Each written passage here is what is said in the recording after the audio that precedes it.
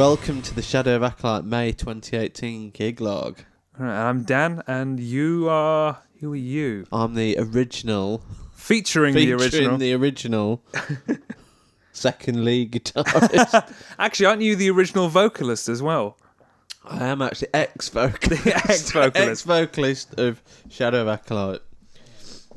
Yeah, so it was a bit of a weird one, wasn't it? Because we had about 4 gigs in a row, and 2 of those were the very end of April, and then the first 2 were beginning of May. But the first gig we did in May, that was the Tap and Tumble on the 3rd in Nottingham, wasn't it? Yes, it was. Absolute crap one, because it was only us and Cottonmouth on, but we had that horrible power surge or something, so we were off stage for 10 minutes while in the middle of our set, weren't we? We were, yes. I think we had an issue mid-set. I think it was just before we were going to play Accordance and Ascension. It was before Accordance, wasn't it? Yeah, so there was a horrible screeching, squealing sound. There was a fire alarm sound first from Mark. That's right, out of one of his pedals, and then all of a sudden I had no power from my amp. Everything was on, but... Now, off the first album, this is Accordance and Ascension.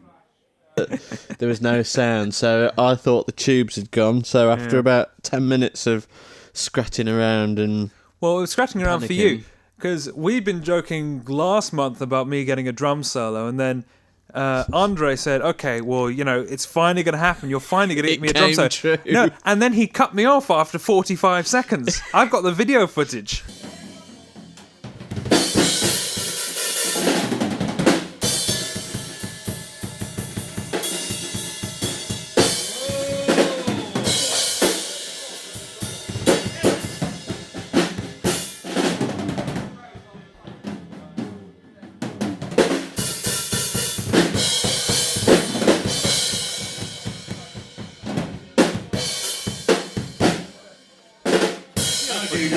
It was like whiplash. It was not quite my tempo.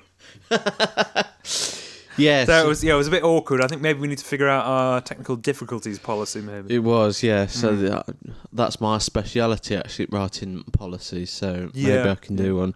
But it was. I mean, if not for that, it was fine. But it was a good gig, I think.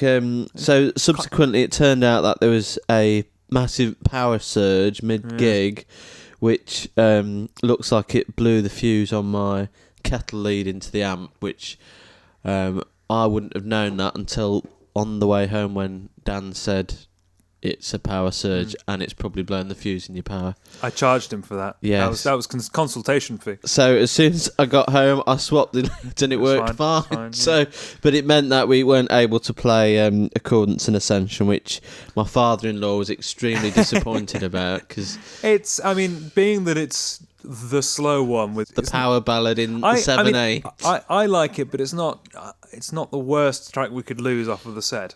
No, even though I think it's a really good one, and it's an important, because at some point everyone needs to go back to the bar and get another drink. That's true. Normally during the drum solo. Yeah, well, absolutely. But there wasn't a drum solo because it was cut off after 45 seconds. Maybe because Andre realised people were going to the bar.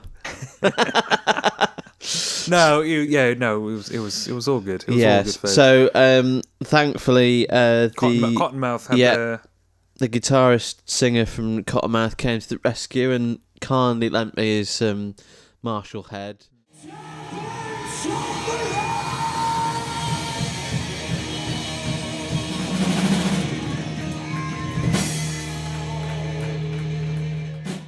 The only problem we had was because my pedal board is so intricate.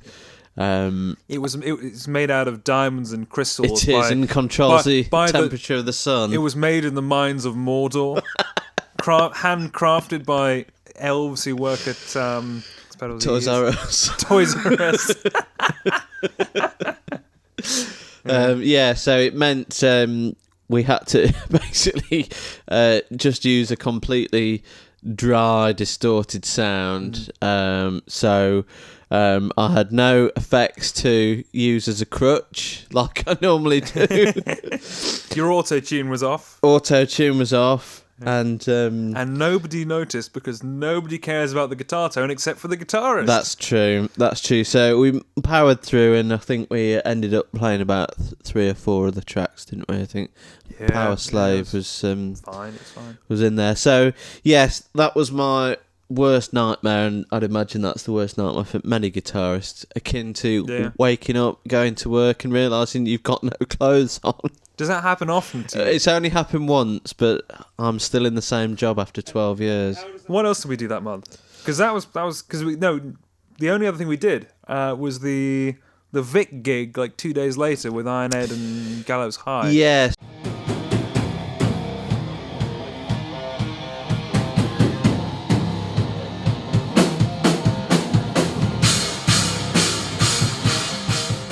So that was the 4th gig we'd done in 11 days, I believe, wasn't it? So yes, that was a fun show. It's always fun nice to play the Vic. Yeah. Always feel very welcome there. So and it was a good crowd as well. It was actually, yeah. It's always a good crowd on a Saturday night. Just because it's the last gig, we kind of played after that big run. I was really. I don't even remember it. No. I remember Iron Ed. I remember Gallows. I don't remember how we played at all or anything we did. I just remember that your sampler wasn't coming out of the PA. Oh, we had all that. Well, I remember. Actually, the one thing I do remember is because I was using the set list from the previous show because I'd written all my notes on it, and I completely forgot that we weren't playing Power Slayer, so I almost went into Power Slayer. Oh, okay. But so that would have been inappropriate playing an Iron Maiden cover, supporting an Iron Maiden cover band. That's fortunately it didn't play Power Slave actually, but it was a good show. Yeah. They were really good. I thought the drummer was really good because there's always a drummer watching. No, but in terms of what you'd want from a tribute band, like they put on a fantastic show because they had the one thing I'm thinking about is having Eddie come out because in multiple outfits. Actually. Yeah.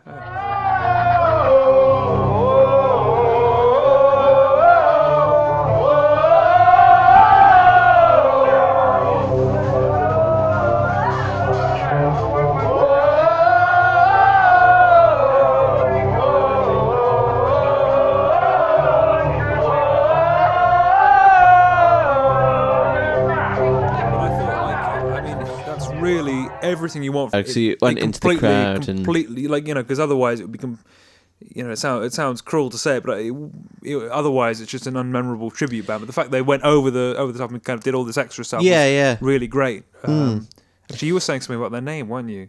Yes, I think Iron Ed. Yes, they've changed their name. Actually, the other day I saw that they've had to add an extra D on the end of Ed because people kept mistaking them.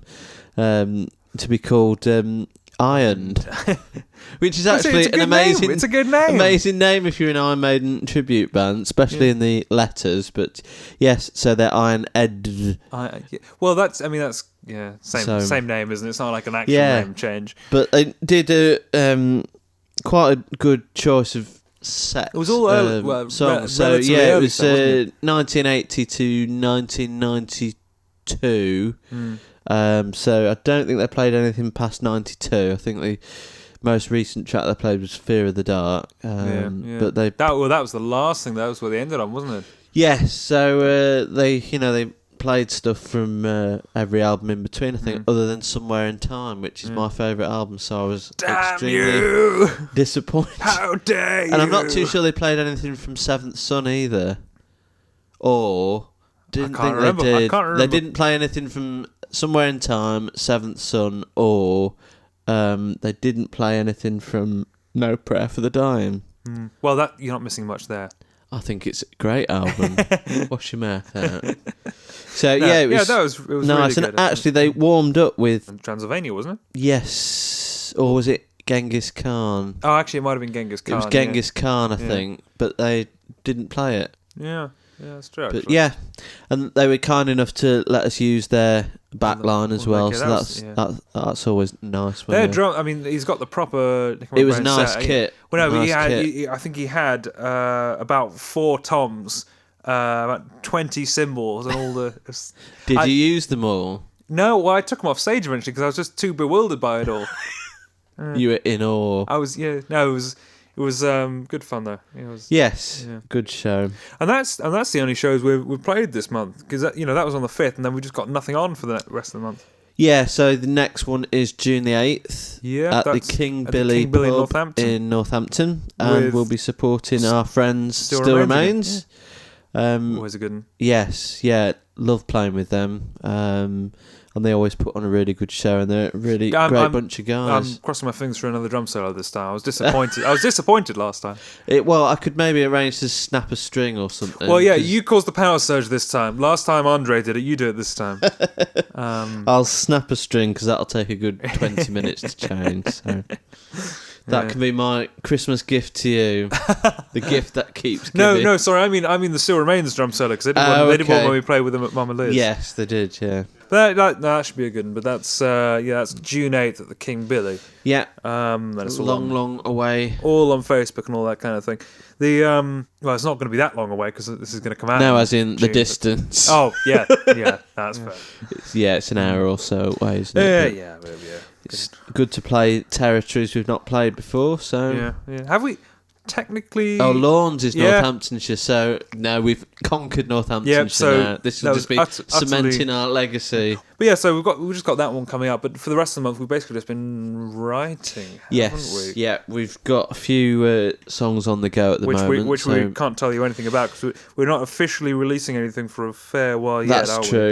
That's true. But we're but yeah, that's taking long. However, something has been released this month.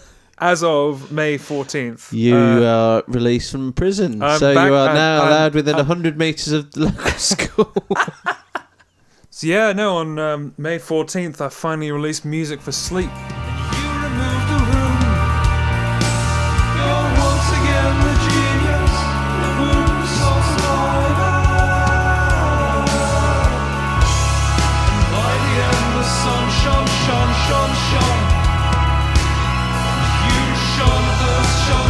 Shone us.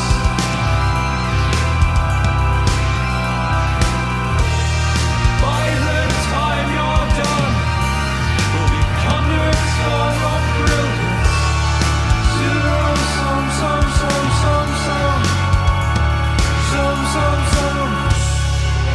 iTunes, Spotify, Amazon, and all good Russian BitTorrent websites. All good Russian BitTorrent websites under Daniel Egan Music for Sleep, and I can probably put links in the video. Not Deegan music. Not Deegan music, Daniel Egan music.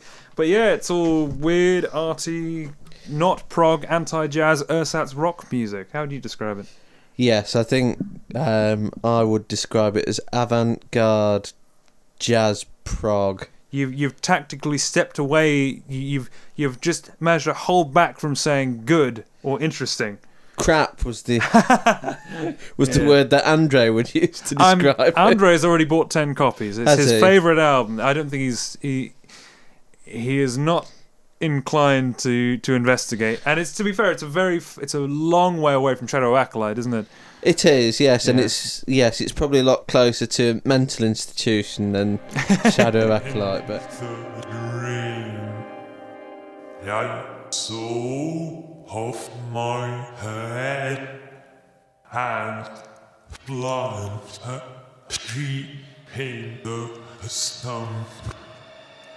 The bark is infested. The good and I thoroughly enjoyed it. No, it's interesting nightmare music. That's what it was always supposed to be. Interesting nightmare music. So it's worth checking out if you want to see what the drummer does in his spare time. But then there's a reason I keep a lot of that secret. It's very interesting, but I would recommend visiting your doctor before listening to it. Yeah, has your doctor prescribed Music for Sleep to you? But check it out. It's worth listening to and even purchasing. It's only about 0.03 pence on Spotify if you listen to it there. So is it? It's genuinely that little. It's like it's something. It's completely worth us streaming it. Yeah, but anyway, no, I'm very happy with it anyway. So on to the next project, I think. But buy a copy, feed our drummer. I think that's probably the lot. So we'll be back in June. Yes, we will. Yeah, we'll be back in June at the King Billy. Yes, should be good.